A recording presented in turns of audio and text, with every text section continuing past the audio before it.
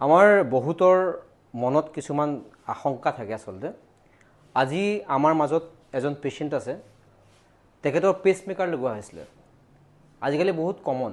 পেচমেকাৰটো বহুত মানুহৰ পেচমেকাৰৰ প্ৰয়োজন হয় পেচমেকাৰ লগাব লাগে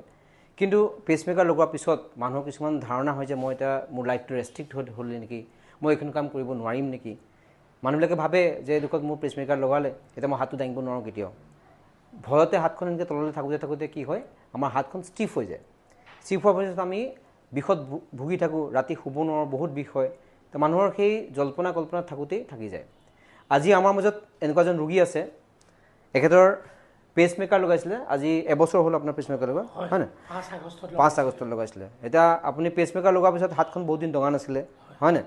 নদঙাৰ কাৰণে কি হ'ল আপোনাৰ হাতখন ষ্টিফ হৈ গ'ল টান হৈ গ'ল হয় না টান হোৱাৰ কাৰণে আপোনাৰ বিষ হৈছিলে বহুত দিন বিষত আছিলে তা পেচমেকাৰ লগাৰ পিছত ফিজিঅথেৰাপি আমাৰ আৰু এটা প্ৰব্লেম আছে কি হয় যে আমি কোনো মডেলিটিজ ইউজ কৰিব নোৱাৰোঁ কোনো ইলেক্ট্ৰিকেল মডেলিটিজ আমি ইউজ কৰিব নোৱাৰোঁ তাৰ কাৰণে বহুত পেচেণ্ট থাকি যায় এনেকৈ কোনো ট্ৰিটমেণ্ট কৰিব নোৱাৰোঁ কিন্তু এখেতক আমি কি কৰিলোঁ এইটো ষ্টেজত এইটো এনেকুৱা টাইমত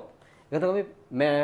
এক্সাৰচাইজ কৰালোঁ এক্সাৰচাইজ শিকাই দিলোঁ ঘৰত কৰিবৰ কাৰণে লগতে কাইনেজোটেপিং সদায় কৰিবলৈ ল'লোঁ আমি কাইনেজোটেপিং প্ৰত্যেক এসপ্তাহ মূৰে কৰিলোঁ তেনেকৈ কৰি পেলাই আজি 3 নম্বৰ সপ্তাহ হ'ল নহয় জানো 3 সপ্তাহত তেওঁ হাত সম্পূৰ্ণ প্ৰায় সুস্থ হৈ উঠিছে হাত দাঙি দিব ওপৰলৈ পূৰা ডাঙৰ হাতটো পূৰা দাঙিব পৰা হৈ গ'ল আগতে হাতটো দাঙিব নোৱাৰে হাতটো পিছলৈ নিয়ক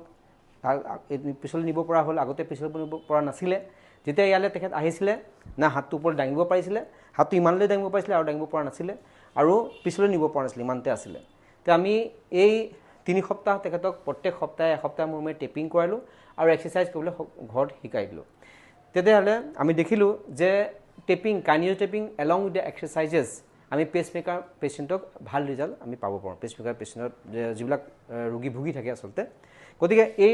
ভিডিঅ'টো আমি এইকাৰণে প্ৰস্তুত কৰিলোঁ যে বহুতৰ মনৰ মাজত কিছুমান থাকে আশংকা যে মোৰ পেচমেকাৰ থাকিলে মই এক্সাৰচাইজ কৰিব নোৱাৰোঁ নেকি আগৰ নিচিনা থাকিব নোৱাৰোঁ নেকি হাতটো দাঙিব নোৱাৰোঁ নেকি তাৰ কাৰণে আমাৰ শাৰীৰিক কিছুমান অক্ষমতা আহে গতিকে এই অক্ষমতাবিলাক যাতে আমাৰ নাহক তাৰ কাৰণে আপুনি ফিজিঅথেৰাপিষ্টৰ কাষ চাপিব পাৰে মই ডাক্তৰ অৰুণজ্যোতি হাজৰিকা নৱজ্যোতি ফিজিঅথেৰাপি গৱেষণা কেন্দ্ৰ নমস্কাৰ